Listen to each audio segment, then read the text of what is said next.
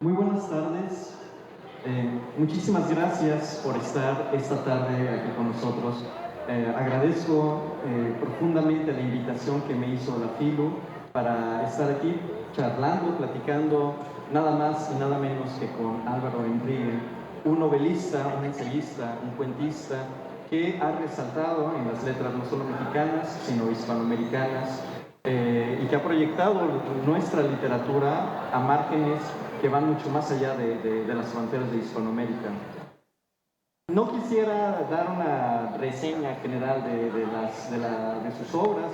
Creo que basta decir con que tiene tiene docenas de libros, pero yo quiero concentrarme muy específicamente en aquellas que en los últimos años, a mi juicio, es una especie de trilogía.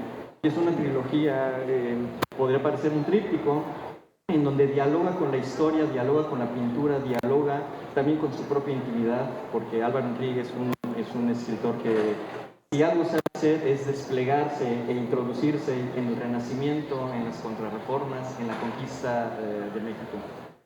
Muchísimas gracias, Álvaro, por estar aquí con nosotros. Gracias a todos aquí por estar aquí. No, gracias, ahí se oye, sí. Gracias a ti, sobre todo por no decir este es Álvaro Enríguez, un escritor mexicano que se está muriendo de calor. No, les juro que soy menos sudoroso que esto, a veces. No, aquí es el bochorno, es lo de todos los días, ¿no? Y más cuando llueve, pero bueno, es un verdadero honor que estés aquí con nosotros.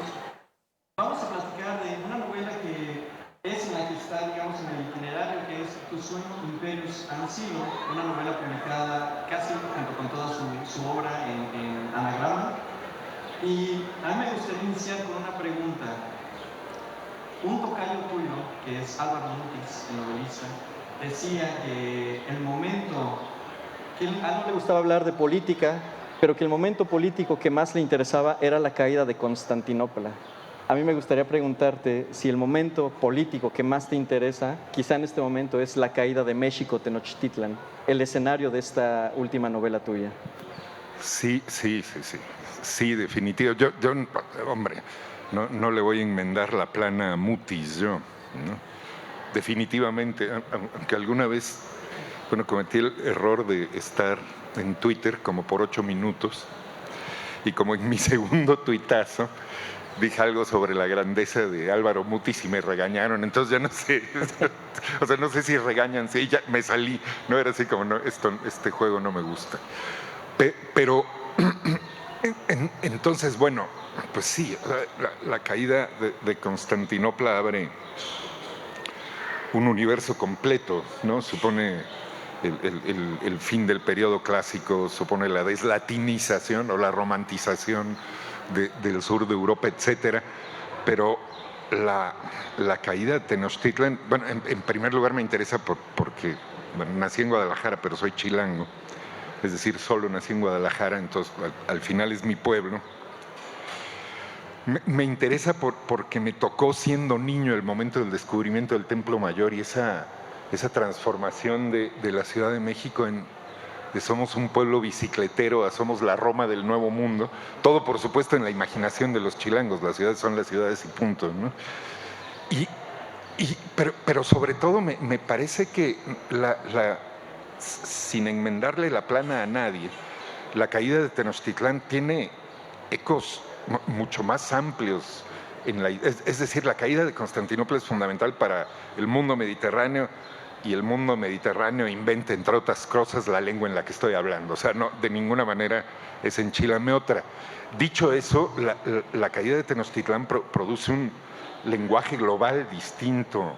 Ya sé que no es seminario de posgrado, pero produce la apertura del planeta completo, ¿no?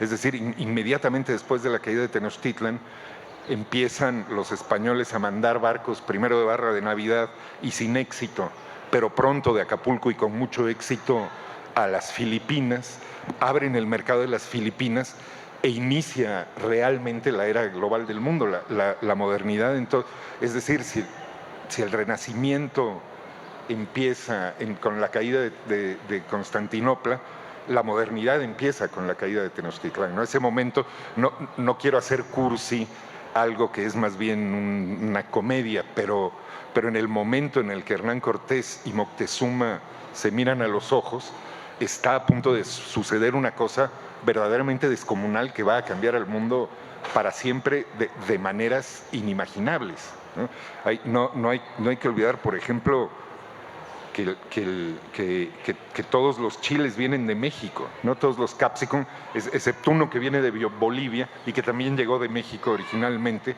Es decir, cuando uno come comida Sichuan china, lo que está comiendo es una versión de la comida mexicana interpretada por un cocinero primero filipino y después chino en el siglo XVII, ¿no? Y al mismo tiempo la fideuá catalana, me acabo de comer una buenísima en la cava catalana, la fideuá catalana es un plato filipino que tiene 2000 años, ¿no? Es decir, hay como un reciclaje de información universal a partir de esa caída, ¿no? De la caída de Tenochtitlán.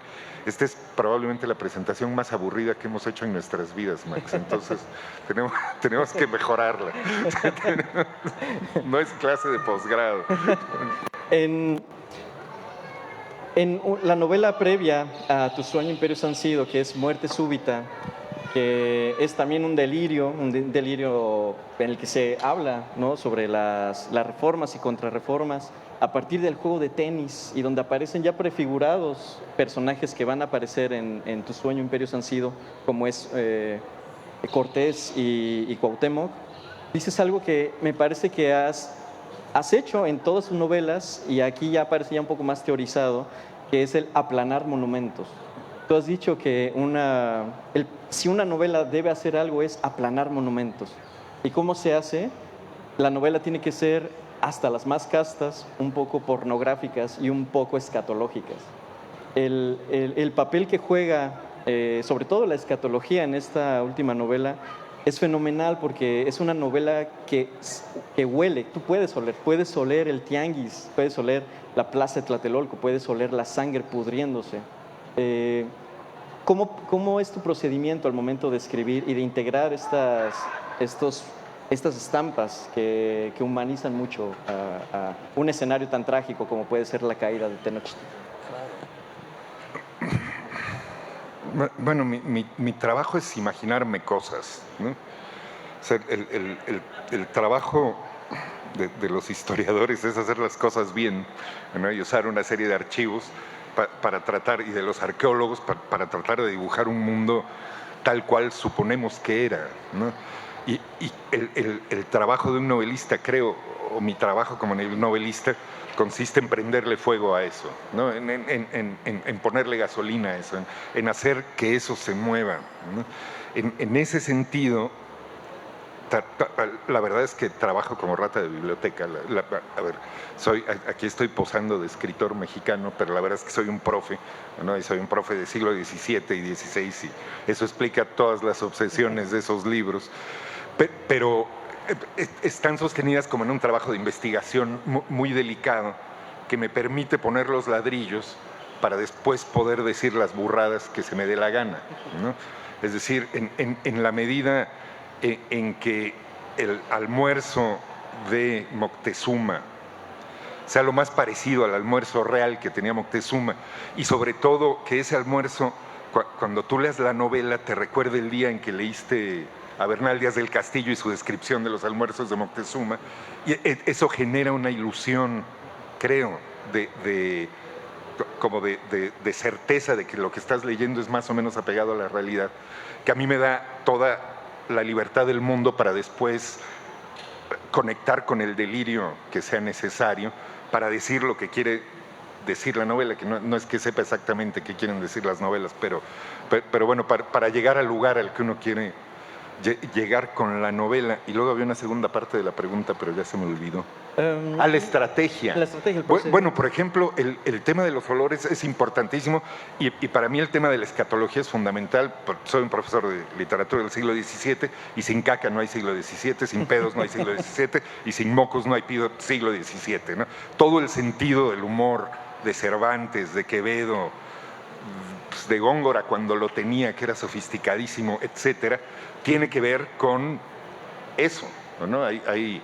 Bueno, en esta discusión famosísima entre Góngora y Quevedo, que sucede a mediados del siglo XVII, que en realidad era pura grilla para ver quién se quedaba siendo el poeta de la corte, cosa que ninguna de los dos fue. Hay un momento en el que Góngora dice de los poemas de Quevedo que los lee con un solo ojo. ¿No? Es una cosa extraordinaria. Era un mundo ese que estaba pues lleno de mugrita. Y además, creo que como novelista, pues eso es lo que te interesa, ¿no? La cosa en la que nos parecemos todo y pues que tiene que ver con todos esos procesos escatológicos. Dicho eso, hay gente que se dedica a eso, ¿no? Entonces, bueno, la cantidad de artículos y libros que leí sobre historiadores y arqueólogos suponiendo a qué olía Tenochtitlán es ridícula. Es decir, hay mucha gente que se dedica a eso y esa investigación está hecha, ¿no? Hay un maravilloso estudio del olor de Tenochtitlan publicado por el Fondo, que es un libro sobre los olores de la Ciudad de México, no el más grato de los libros, y hay un primer capítulo larguísimo sobre más o menos cómo era que olía la gente, ¿no? Y yo, o sea, no sé, yo sé que hay gente, o sea, se predica mucho la dificultad de ser escritor, la dificultad de producir una novela, el Everest ese que es sentarte y empezar a escribir una novela así, en tu casa aburridamente. La verdad es que a mí me divierte muchísimo. Claro. Y me divierte porque es lo que me gusta hacer y es lo que sé hacer. Entonces me puedo pasar 3 semanas en la biblioteca pensando, o sea, buscando cómo era tal sandalia, cómo era tal cosa, para después activarla en la novela, ¿no? Entonces es un proceso también un poco egoísta, ¿no? Sí, y bueno, ese proceso egoísta que resaltas y que está, yo creo que en todos los novelistas, sobre todo aquellos que son históricos, aunque tú digas que no son novelas históricas. Moctezuma perdió. O sea, no es una novela histórica, ganó Cortés, ¿no? Perdón. No, y es algo que has mencionado también en otras novelas, los buenos nunca ganan. Ya ¿no? lo spoilé, pero recuerden que el respeto a los spoilers es para los débiles. La gente de verdad no le teme al spoiler, perdón. Qué bueno que mencionas lo de los spoilers, porque aquí viene una pregunta con spoiler. Hay un personaje tuyo que atraviesa novelas tuyas y es el fantasma de López Velarde. Yo un día de la nada estaba leyendo La Nave, una revista que coordinaba Rodolfo Mendoza y Sergio Pitol, y me encuentro con el texto tuyo, Virginidad se llama, y es un falso, ¿cómo llamarlo? Es un falso guión cinematográfico que nunca escribiste, de la decena trágica, vista por López Velarde, y de repente pasan no sé cuántos años, pero escribes esta novela y Cuauhtémoc se encuentra en la plaza de Tlatelolco con López Velarde. Y le dice, ¿no? Joven abuelo. Joven abuelo, sí. Único héroe a la altura del arte, ¿no? ¿Qué ocurre con este tipo de fantasmas? También está Sor Juana, también está, bueno, Cortés, Malintzin, son personajes recurrentes, ¿no? Entonces, ¿cómo te acosan esos personajes a ti? Es que responder esa pregunta tan sabrosa supone jugar en el equipo de Carlos Fuentes, así que lo voy a evitar a toda costa. Bueno, no hay que negar a los abuelos, no hay que negar a los abuelos, pero pues a los carnales, a los otros sí. Perdón. Lo de López Velarde. O sea, hay estos momentos, hablabas de la caída de Constantinopla. A mí hay momentos de la historia de México que me enternecen muchísimo, que me enloquecen de envidia, ¿no? Decía, alguna vez le preguntaron a Paz que dónde viviría si no hubiera vivido donde vivió, qué momento viviría, y decía el desembarco de Diego Rivera cuando Vasconcelos lo está esperando en Veracruz. No, ese es un gran momento. A mí me parece que más o menos en ese mismo periodo hay un gran momento que me conmueve muchísimo, que es que Álvaro Obregón, que como saben tenía memoria fotográfica y era presidente, tenía los acuerdos en su Ford pues no, porque pues andaba muy ocupado. O cuando menos pues, los acuerdos con el ministro de Cultura pues eran en el Ford, no en la oficina. Entonces recogen a Vasconcelos en algún lugar y se sube al coche y Vasconcelos habla con el presidente y le va diciendo qué es lo que sí, qué es lo que no, en una reunión. Y Vasconcelos dice, yo voy ahorita al entierro de un poeta que era bueno, que se llamaba Ramón López Velarde, y le publiqué aquí en la revistita que hacemos El Maestro un poema que se llama La Suave Patria, que debería usted de leer, está bonito. Entonces, en el camino, Álvaro Obregón lee el poema, bueno, me imagino que una parte del poema, pues tampoco es un poema tan fácil de leer, y le dice al chofer, vamos al entierro. Y entonces van al entierro de López Velarde, que pues era un poeta al que nadie conocía, más bien borrachón, tenía un abolengo maderista, pero no era una celebridad mundial, ¿no? Llegan al entierro y el presidente de la República, que tenía memoria fotográfica, dice una parte de La Suave Patria. A mí ese momento me parece conmovedor porque... Bueno, ¿a cuánta gente asesinó Álvaro Obregón? ¿No? Ser un genocida, igual que todas estas personas, y aún así tiene la sensibilidad de reconocer que en ese poema hay algo que al niño Álvaro, no sé, pues, en 1979, cuando se lo dan a leer en la primaria, le vuelve a impactar. Por supuesto, es un poema que he ido leyendo a lo largo de mi vida, y que yo creo que voy a empezar a entender pronto, ¿no? Como todo lo bueno, cuando entré a ese poema por primera vez escolarmente, como todo el mundo, pues no entendí nada, pero me sonaba bonito y poco a poco he ido entendiendo que es un poema muy reaccionario, o sea, que tiene no estamos hablando de López Velarde. La figura de López Velarde entonces ha sido como una figura a la que regreso, ¿no? Además, pues soy un mexicano de Estados Unidos, entonces soy mucho más mexicano, o sea, le tengo un amor a la patria que si uno vive aquí no le tiene, ¿no? Porque pues estás lidiando con el SAT, con la Guardia Nacional, con las noticias, con Aristegui, es todo horrible. Pero si vives fuera, pues México es la suave patria, ¿no? Entonces, bueno, la figura de López Velarde siempre me ha conmovido mucho y siempre me ha parecido un poeta monstruoso, extraordinario, y que permite la transición entre el modernismo y la verdadera modernidad en México. En la novela sale... Pues porque salió. Sí, okay. Claro, una de esos anacronismos que también le dan sentido, ¿no? a esta novela que narra el encuentro entre dos potencias que además están llenas de criminales y de personajes desasosegados y que no creen en lo que profesan. A mí me llamó mucho la atención que, por ejemplo, el Cihuacóatl de Tenochtitlan, Tlilpotonki, que además desciende de Tlacael, el ideólogo, ¿no?, de Tenochtitlan. Hombre, nos dio el nombre de la patria, Tlacael, ¿no? México. Y tu personaje, Tlilpotonki, su nieto es un personaje totalmente desencantado, no cree, prácticamente ningún personaje tuyo cree en lo que está haciendo. Eso es maravilloso, ¿no? Cuando Moctezuma está comiéndose unos hongos y en su viaje de Ololiuqui empieza a escuchar a T-Rex y vaya, puede no ser históricamente exacto, es algo que tú no buscas, supongo, pero el efecto me parece maravilloso, ¿no? Porque incluso Huitzilopochtli empieza también a bailar, ¿no? al compás del rock psicodélico. Entonces, estas intrusiones digámoslo así, modernas, le dan muchísimo sentido cuando retratas un episodio histórico. Y eso me recuerda justamente a lo que decía Balzac, ¿no? Que la novela es la historia privada o la historia secreta de una nación. O sea, no la historia de Moctezuma, sino lo que hay tras bambalinas. Ahí estamos yendo a lo de Fuentes. Yo creo que todavía podemos echarnos para atrás. Okay. pero sí, yo creo que sí. A ver, la novela es un género que se populariza en el momento en el que la idea de nación-estado se populariza, ¿no? Y es una novela que se inventa tal vez en la nación-estado más antigua de Occidente, ¿no? Porque Asia es un continente que apenas vamos mordiendo, pero de Occidente es Francia, pero la siguiente es España, ¿no? España ha sido España durante 1000 años y es España todavía.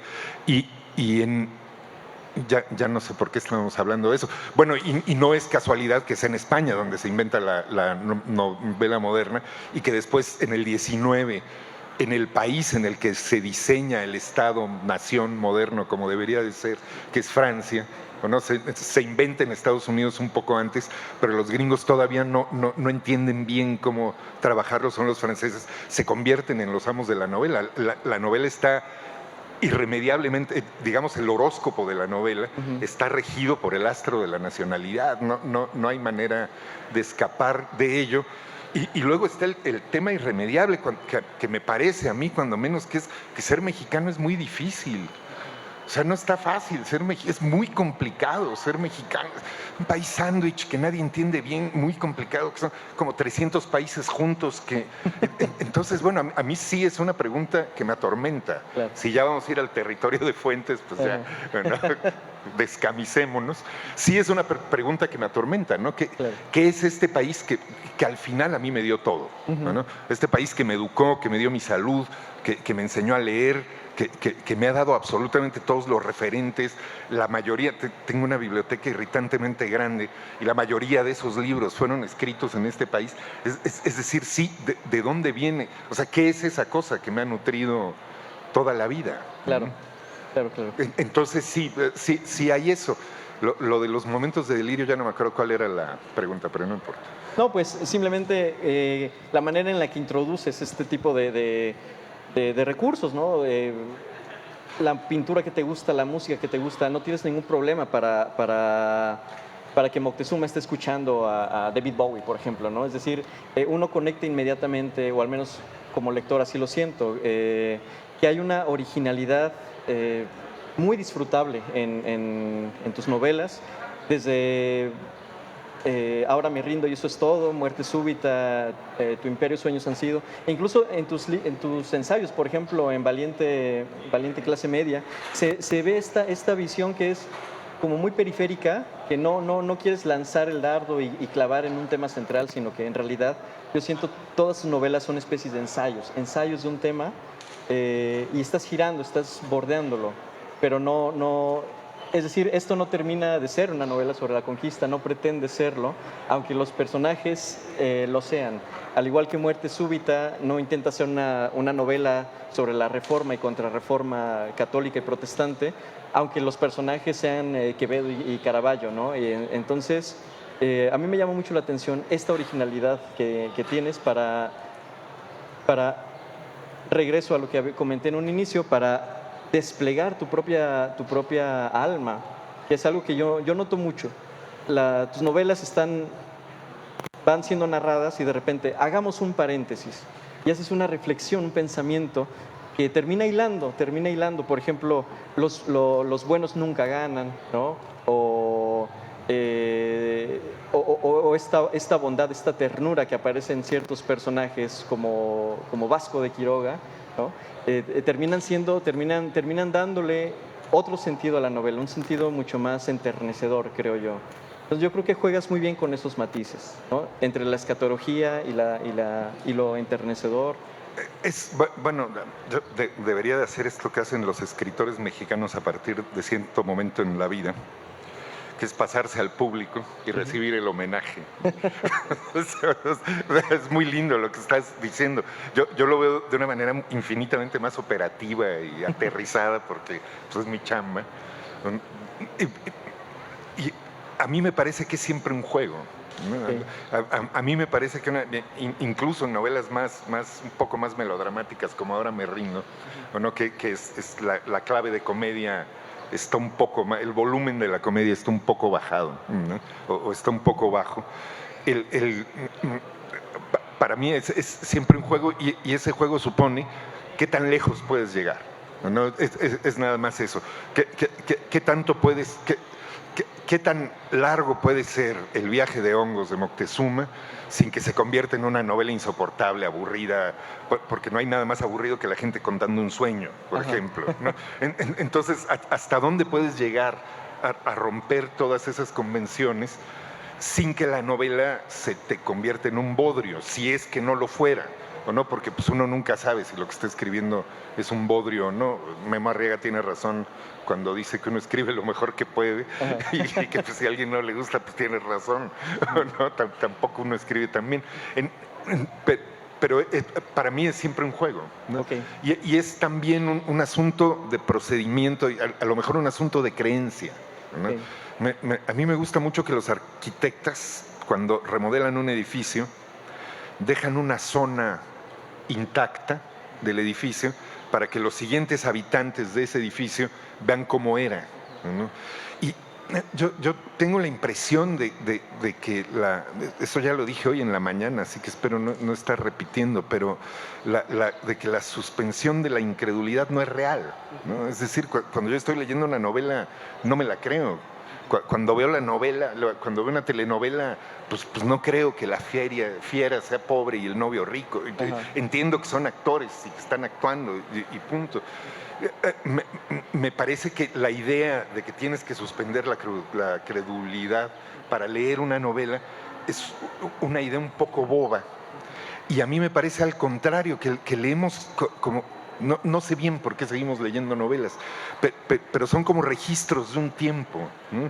Son lo que decía Stendhal, muy bien la de Balzac, lo de Stendhal del espejo en el camino, ¿no? La novela es un espejo que va por el camino y va registrando, por supuesto, el tiempo, que era lo que decía Stendhal, que le tocó un tiempo interesantísimo de vivir, pero también yo creo que va registrando la mirada de la persona que veía, que es una persona real, ¿no? Stendhal es que Cervantes existía, el Quijote no, pero Cervantes sí existía, y su punto de vista sigue siendo fascinante para nosotros, ¿no? En ese sentido, a mí sí me interesa que quede un registro de cómo se hizo la novela, de quién hizo la novela y de dónde está la novela. Entonces, siempre, bueno, empecé dejando una ventanita muy discreta, como si fuera un arquitecto posmoderno, y ahora he ido viendo que puedes abrir y abrir esa ventana y no pasa nada, claro, ¿no? El momento ese en el que Moctezuma acaba de comer hongos y escucha una banda glam de los 70 ingleses, era pues a ver qué pasa, ¿no? Si lo pones... Y venía de un momento muy operativo, ¿no? Soy una persona con problemas de espalda, entonces no puedo estar mucho tiempo sentado escribiendo. Entonces escribo y doy vueltas por la casa o camino o pongo un disco y me acuesto o hago algo. Y tenía el disco de T-Rex y fue como, claro, Moctezuma y T-Rex, está clarísimo, ¿no? Mark Bolan, que era esta diva, ¿no? Con el pelo chino como Moctezuma, las plumas, el pecho descubierto, ¿no? Y entonces, la conexión estaba clarísima. Sí, aparte la canción Monolith, ¿no? O sea, bueno, y la canción es Monolith, sí, ¿no? Sí. Sí, ya se estuvo amañadón. Estaba oyendo otro disco, pero porque también es eso cierto, ¿no? Es decir, una novela va registrando el momento en que esa novela está siendo escrita, pero al mismo tiempo hay un proceso de edición y de corrección y de mejora o empeoramiento del chistorete, ¿no? que modifica el discurso, que en mi opinión la hace como redondita. A mí me interesa, lo que dice al principio de la novela es cierto, ¿no? Cada vez me tardo más corrigiendo, ¿no? Porque me da como mucha inseguridad que una novela no sea una maquinita. Claro. Esta novela, bueno, está firmada, ¿no? En los últimos años, bueno, entre el 20 y 22 me parece, ¿no? La escribiste. ¿Y la venías rumiando desde antes o fue algo que surgió justamente a partir de la pandemia? No, llevo años escribiendo una novela de la que tengo como 26 páginas, que ya está bien. No. Y este fue como un intermedio, como algo que pasó. Esta fue una novela que pasó realmente. Okay. Y que, bueno, creo que en ese momento decía no, pero que ahorita ya que ha pasado todo el agua, me parece clarísimo que es una novela muy informada por la extraordinaria cantidad de bibliografía que tuvimos sobre la caída de Tenochtitlán que fue 2021, que fue muy interesante, ¿no? Porque cuando al paso de los siglos se vea cómo se celebraron los 500 años de la caída de Tenochtitlán en México, se va a ver la cantidad apasionante de libros buenos que se publicaron y de visiones novedosas de ese proceso y de cambios de perspectiva de ese proceso. Fue realmente revolucionario y en la vida real no pasó nada, ¿no? Es decir, la Ciudad de México cumplió 700 años hace 3 meses y no pasó nada, nadie dijo nada. No hay ninguna ciudad en América que tenga 700 años y menos 700 años siendo capital. A lo mejor Cusco, no sé. ¿No? Y seguramente hay ciudades en la sierra, en los Andes, en México, etcétera. A lo mejor Oaxaca tiene más años, no sé.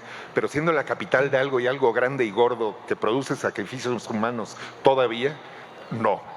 ¿No? Sí, sí. Y pasaron los 700 años de la Ciudad de México en vano, ¿no? Cuando fueron los 500 de la caída de Tenochtitlan, yo me acuerdo que hablé con uno de los del New York Times y le decía, no puedes no tener un artículo.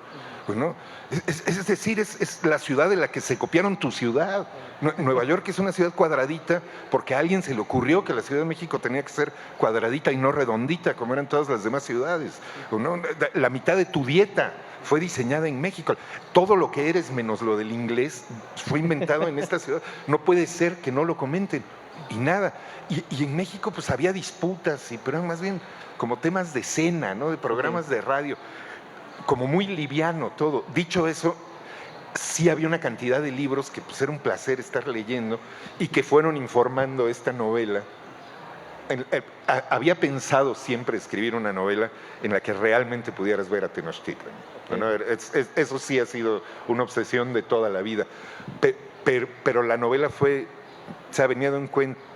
No hay por qué contar esas cosas, pero venía de un cuento en el que Diego Rivera estaba pintando el mural de la gran Tenochtitlan y era un comentario sobre la relación de los mexicanos con su cultura indígena, ¿no? Que son grandes y fuertes siempre y cuando estén en una pared y no en mi casa donde son mis sirvientes, ¿no? Entonces el cuento era una observación bastante boba sobre eso y es también por eso que Diego Rivera de pronto aparece, creo que en la piedra de los sacrificios, ¿no? En la novela, ya no me acuerdo. Pero son como registros que van quedando, ¿no? Bueno, ahorita estamos hablando sobre el proceso de la escritura. Me gustaría ir un poco más hacia la estructura como tal de la novela. Tú has comentado en otras ocasiones que justamente hay que deshacernos un poco de estos titanes al estilo Fuentes, al estilo Vargas Llosa, y regresar a Bolaño. Y esta novela, quizá lo bolañesco lo veo anterior, pero aquí tú has acentuado que la estructura es borgiana, ¿no? Es decir, que aquí recuperas a un Borges. Me gustaría que nos hablaras un poco de esa estructura a la Borges, o la inspiración de Borges de esta novela. Bueno, no la inspiración, sino la solución al problema de una novela, que fue lo que me sucedió. La mayor parte del trabajo de la novela era levantar Tenochtitlan, ¿no? y generar una historia en la que se viera la dimensión minúscula de ese evento que afectó tantísimas cosas a nivel universal, ¿no? Ese era un poco el proyecto, pero yo mientras iba escribiendo la novela y hasta que había terminado ya la mayor parte del cuerpo de la novela, no entendía cómo terminaba la novela. Y fue un día, como decía antes, soy profe de literatura y cada tanto me obligan a dar literatura latinoamericana del siglo XX, ¿no? Que no es abominable, es padrísimo volver a los clásicos latinoamericanos, pero al mismo tiempo es como, no, 100 años de soledad ya no, por favor, no quiero volver a hablar de esa novela nunca en mi vida. Y en ese semestre estaba enseñando grandes hits de la literatura latinoamericana y entonces en la clase de Borges, en la clase sobre Borges, leímos una serie de cuentos, ya no me acuerdo ni cuál era, y había uno que me ofreció, que leyéndolo me hizo entender cuál era el final de la novela, que es El Milagro Secreto. Okay. Era El Milagro Secreto. Y al mismo tiempo, bueno, hay muchas cosas de la Aleph también en el cuento. O sea, yo no sé si diría que abandonemos a Fuentes para clavarnos en Bolaños. Si lo dije alguna vez, me disculpo. Cada quien lee lo que quiere, como quiere, pero Borges siempre ha sido una recurrencia para mí, ¿no? Okay. Borges siempre ha sido así como un autor tutelar, o sea, hay esta cosa muy curiosa, ¿no? Nuestros colegas argentinos ¿no? Viven para escribir como no Borges, ¿no? Al final el grito de maten a Borges es el que terminó imponiéndose, ¿no? Todas y todos escriben en Argentina, de modo que nadie pueda pensar en Borges cuando, o sea, no sé, pienso en este escritor buenísimo, Michel Nieva, jovencito argentino. O sea, la idea es destruir a Borges, ¿no? Y en cambio le tienen una veneración a Rulfo, así como, no, eso es un escritor. Y me parece que en México nos pasa un poco al revés, ¿no? Estamos un poco cansados de nuestros Antones, y en cambio los Antones del sur pues son una recurrencia en la cultura.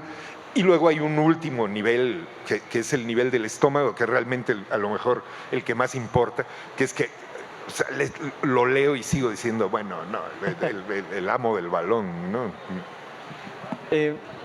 Antes de comenzar una breve ronda de preguntas por parte del público, a mí me gustaría que hiciéramos, si te parece, un pequeño juego de tenis o de pelota.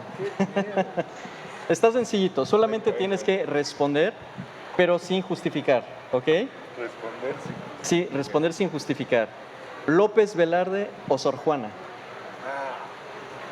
Sor Juana. Sor Juana, Sí, ok, Sor- muy bien, muy bien. Bueno, ¿Borges o Rulfo? next. ¿Tolstoy o Dostoyevsky? Dostoyevsky. Ok. 1000 veces, 1000 veces. ¿Quevedo o Góngora?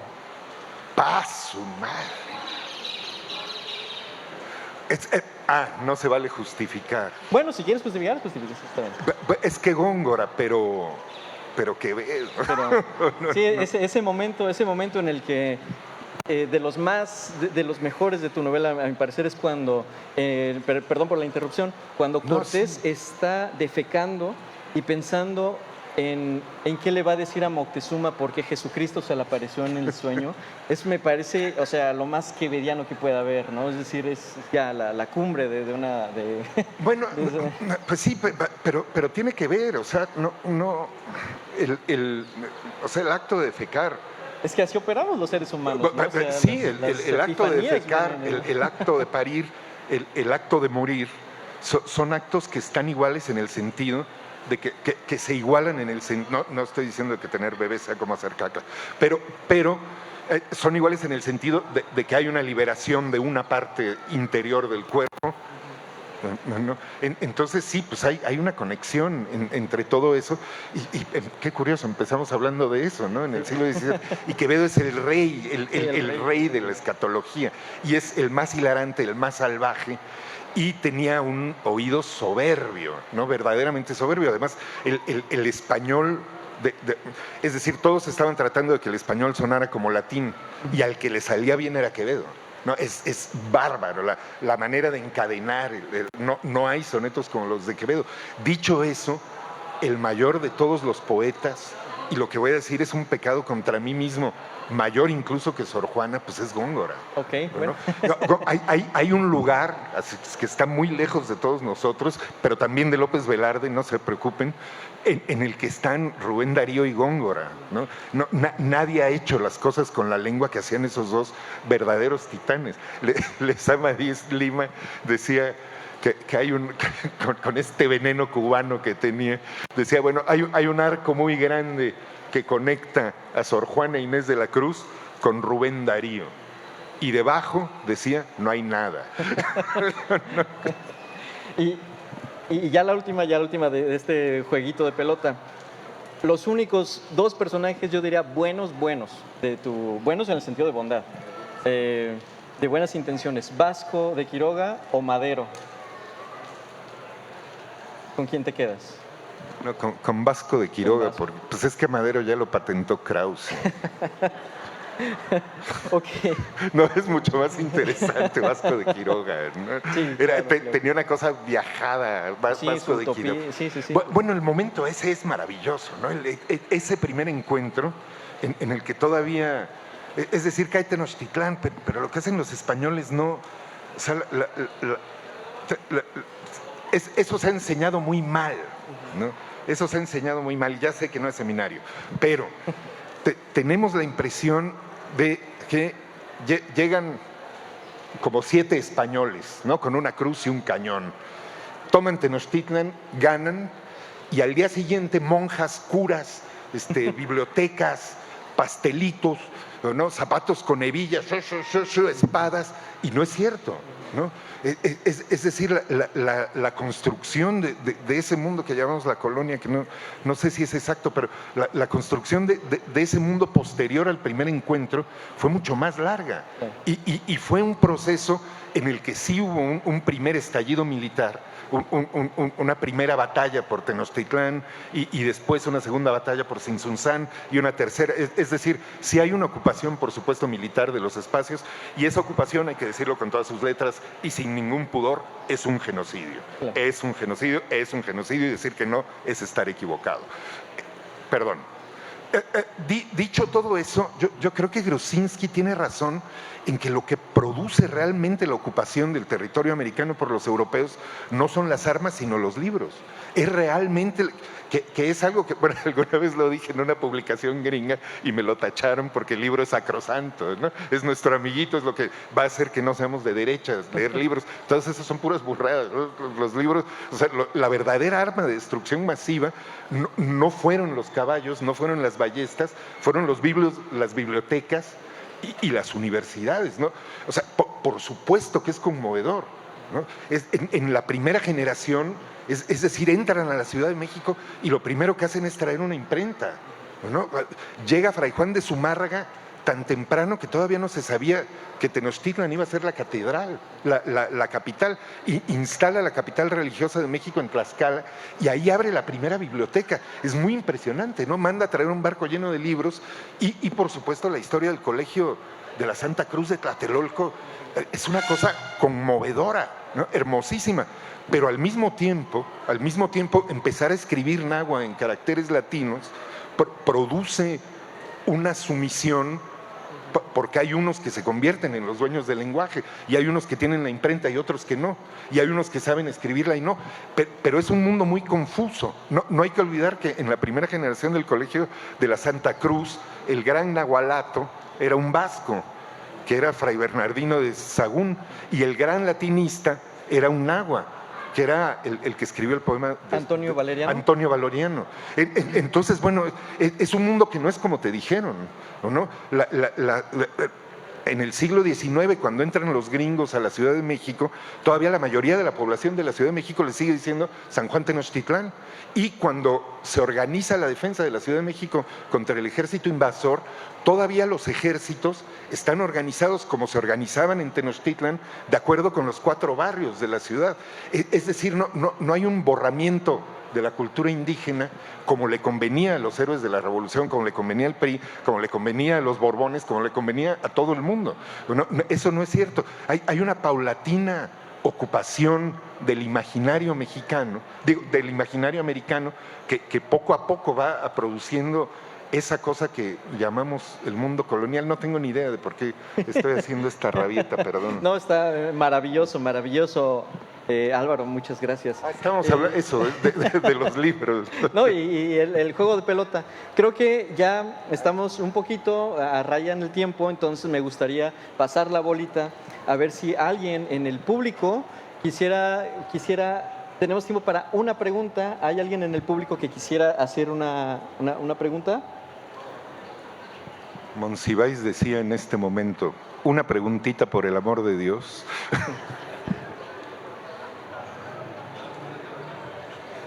¿Sí?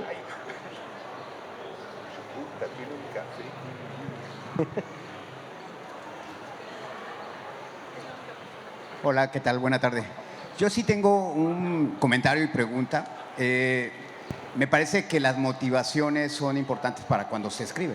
Entonces, con mucha atención puse que cuando refieres a la suave patria como un estandarte de motivación en tu vida desde la niñez y que lo has recapitulado varias veces cuando lo lees, me gustaría saber si tú crees o consideras que es la homología perfecta que deberían de tener los escritores nuevos o los que aspiran a ser escritores nuevos como para recapitular en el proceso de redacción de sus novelas, sus cuentos, etcétera, que si realmente el escritor en esencia, el mexicano en particular, debería tener como un estandarte a seguir de lo que lee durante su infancia y que pudiera retomar en su formación como escritor? Sí, no sé, a mí los debieras. Sí, precisamente por esta cosa de la que hablábamos, de ese mundo de titanes en el que yo todavía crecí y que afortunadamente existe, pero existía la corte de Octavio Paz, existía la corte de Fuentes, había, y eran verdaderos gigantes, ¿no? O sea, García Márquez se subía a un avión y había gente que pedía que le firmara un libro, lo cual quería decir que en el avión había personas que traían 100 años de soledad, ¿no? En un universo de, no sé, 80 personas, ¿cuánta gente cabe en un avión? 100, 20, no tengo idea. Había 7 que traían un libro de García Márquez. O sea, son estas figuras que eran gigantescas, que son nuestros abuelitos, que hay que venerarlos, que qué bonito, pero que eran muy opresivas también, ¿no? Eran tremendamente opresivas. Entonces los deberías a mí me ponen nerviosísimo, ¿no? A mí me parece, y eso es una... Soy el rey de decir, no, perdón, el año pasado estaba equivocado. No, es decir, las personas, vamos envejeciendo y vamos cambiando de opiniones. Pero una opinión permanente que he tenido siempre es, por supuesto, la de jugar. Escribir es jugar y leer es jugar. Y la otra es la de los escritores y las escritoras. Somos lectores desvergonzados, ¿no? Una lectora que trató de mover sus fichas un cuadrito más adelante, ¿no? Una persona que apostó, ¿no? ¿Cómo es? Albur de amor. Como era pobre, no te doy nada, no lo aposté. Es una canción buenísima. ¿Para qué quiero vida sin honra si hasta donde pude aposté? ¿No? Al borde, etcétera, es una gran canción. Es decir, me parece que la gente que escribe son fundamentalmente lectores, ¿no? Si hubiera un debería, ese sería el que yo pondría, pero ni aún así, ¿no? Hay gente que escribe libros buenísimos y que no ha leído nada, ¿no? Yo pertenezco al género de los que prefieren leer, ¿no? Si tuviera que elegir, preferiría leer que escribir. Y siempre he pensado que el drama por el que Sor Juana finalmente se dejó morir no fue porque ya no la dejaban escribir, porque se puede escribir en las paredes de las prisiones, ¿no? Se puede escribir en cualquier circunstancia, sino porque le quitaron sus libros, ¿no? Es decir, Sor Juana termina eligiendo, no es una conversión lo que tiene, es un suicidio lo que sucede con Sor Juana, y eso se debe a que ya, yo creo, que es, como decía José Emilio Pacheco, una teoría Nescafé, o sea, es instantánea, no hay manera de demostrarla, pero me parece que lo que deja a Sor Juana, hablando de escatología, desalmada, ¿no? Andando como estos peregrinos de Quevedo que van por el mundo sin alma porque perdieron el amor, es la falta de sus libros y no la falta de sus poemas. Me parece que cuando Sor Juana en la carta Solfilotea dice, bueno, estos poemas me los encargaban, ¿no? Yo escribí El sueño y hay una obra de teatro que sí me gustó, pero estos poemas los hacía porque me salían bien. Yo creo que está siendo sincera. Creo que de verdad lo que le gustaba era leer sus libros de geometría y sus tratados de anatomía y los libros esos que tenía que nunca vamos a saber bien cuáles son, aunque siguen poco a poco apareciendo, ¿no? Por aquí y por allá libros de la biblioteca de Sor Juana, pero y luego está la otra cosa, que a mí me parece que el arte es leer, no escribir. Es decir, donde sucede el libro es en la lectora, no en el escritor. La escritora propone un juego y quien genera el libro es la persona que le está leyendo. Suena populista, suena rabón, pero no. O sea, creo que es cierto, ¿no? Que el arte es leer, no escribir. Pero también es una cosa egoísta, ¿no? Soy una persona que hizo muy joven una apuesta. A mí lo que me gusta es leer y a lo que me voy a dedicar es a leer y a ver cómo le hacen. Y ahí me la voy a llevar, ahí sigo aguantando. No me han quitado mis libros como a Sor Juana, ahí sigo. Entonces, bueno, a mí es lo que me gusta leer, ¿no? Entonces, por supuesto, mi respuesta tiene que ver con eso. Pero sí, yo creo que los libros vienen de la experiencia, pero vienen sobre todo de los libros. Eso es lo que debí de haber respondido y así hubiera podido haber otra pregunta.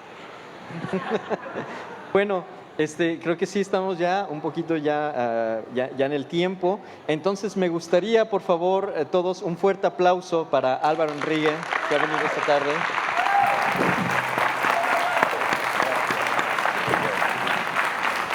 Gracias, de verdad. Y por supuesto, gracias a todos ustedes, gracias a todos los del staff que hacen esto posible y pues a la Filu, mucho éxito, que sigan los eventos, la verdad, muy bien y muchísimas gracias. Hay una mesita ya, pues, si quiere firmar.